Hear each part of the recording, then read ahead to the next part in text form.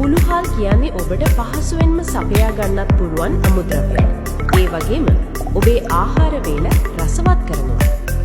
උළුහාල් වලින් දියවැඩියාව සුව කරගන්න ලොකු සහයක් ලැබෙනවා.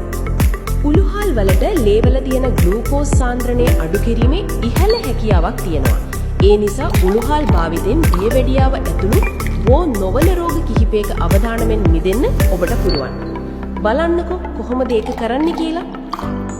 පිරිසිදු වතුර වීදුරුවකට උළුහාල් තේ හැන්දක් දමා රැයක් තියන්නට හැර උදේසන පානය කරන්න. 2. හැමදාම උදේට මද උණුසුම් උණු වතුර වීදුරුවක උළුහාල් කුඩු තේ හැන්දක් තිය කර පානය කරන්න. 3.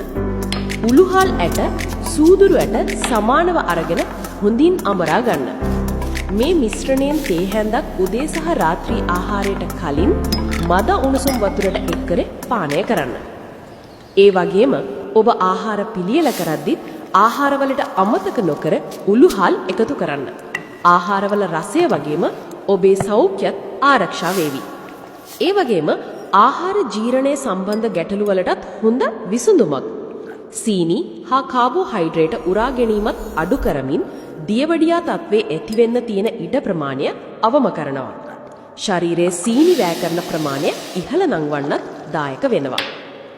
බඩේ අමාරුව, බඩවැල් හා ආමාශයේ ආසාදන වැනි බොහෝ ආහාර ජීර්ණයේ සම්බන්ධ ගැටලු වලට උදව් වෙන්න උළුහාල් වලට පුළුවන්. ඒ වගේම මෙහි ඇති තන්තු මලබද්ධය වැනි තත්ත්වයන්ට සහනය සලසනවා.